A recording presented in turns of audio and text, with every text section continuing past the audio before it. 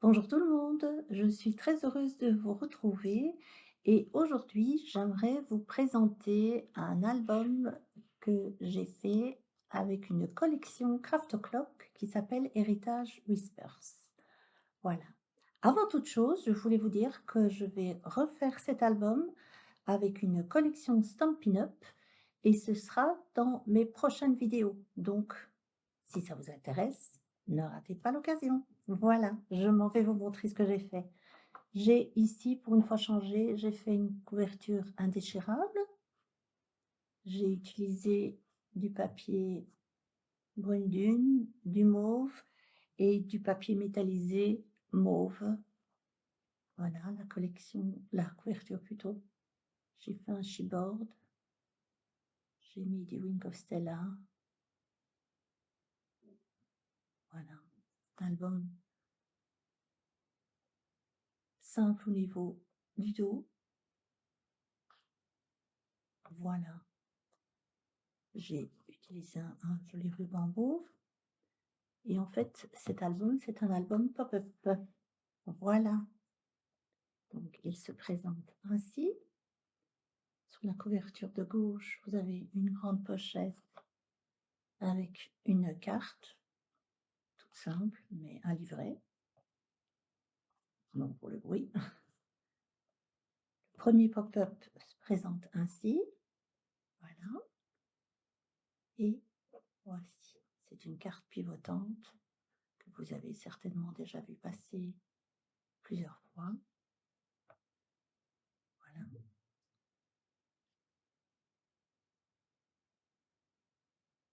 J'ai fait des pop-up sur les pages impaires pour pas surcharger l'album.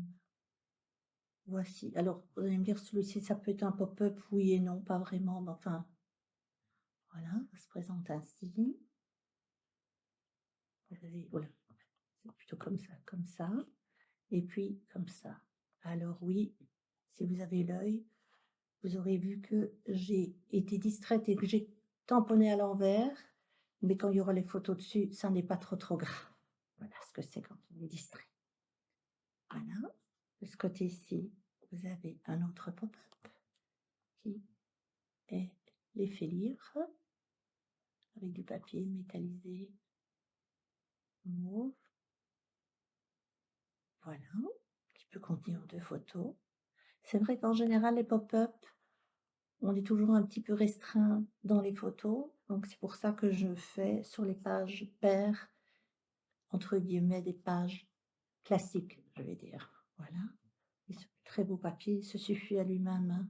Il n'a pas besoin de beaucoup de choses supplémentaires. Juste rajouter un petit, même pas. Je n'ai même pas rajouté de papillons ici, ils sont dedans. J'ai juste décoré un petit peu avec du Wing of Stella. Voilà. Ici, vous avez une pochette avec un petit livret. Et puis ici, vous avez l'emplacement pour mettre 2 photos. Et donc, vous voyez, je suis toujours aussi délicate avec mes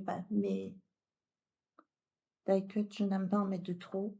Je trouve que trop de die cut tue le die cut. C'est comme pour le reste d'ailleurs. Mais enfin, ça, c'est chacun ses choix. Ici, vous avez un autre pop-up. Voilà. Et quand vous tirez, vous avez l'emplacement pour 2 cartes, pour 4 cartes. Voilà. Sympa, hein? Voilà. Ça se referme comme ça. C'est toujours aimanté par facilité.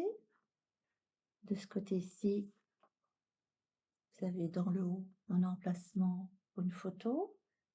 Je n'ai pas collé le die cut à fond pour glisser la photo dedans.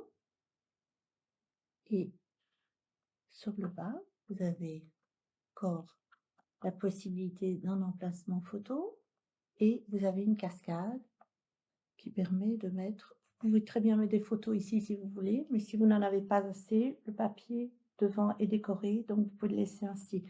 Mais vous pouvez en mettre là, ici, voilà. Vous pouvez quand même en mettre un certain nombre et sur la dernière, je l'ai laissé comme ça vous pouvez glisser une photo en dessous du die cut.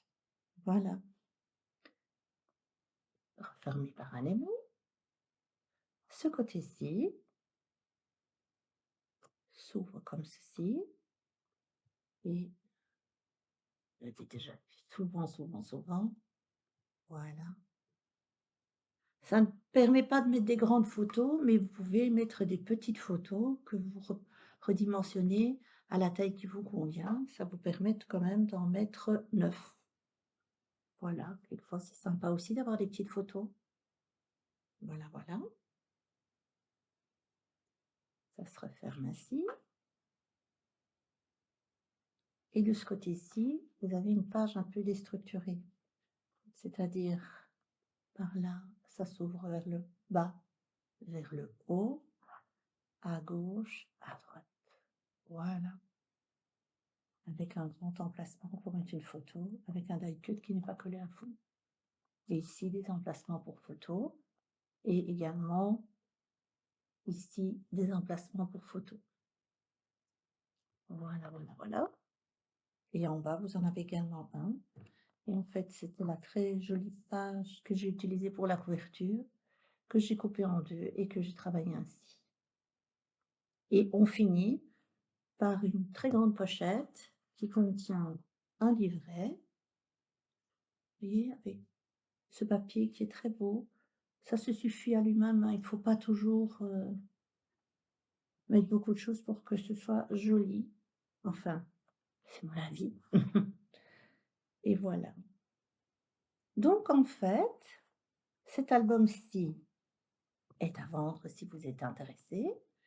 Et comme je vous le disais début de vidéo, je vais vous représenter le même album avec une collection Stampin' Up et nous allons le faire pas à pas. Donc je vais faire avec vous tout le montage et toutes les pages. Comme ça, ce sera plus facile pour vous. Voilà.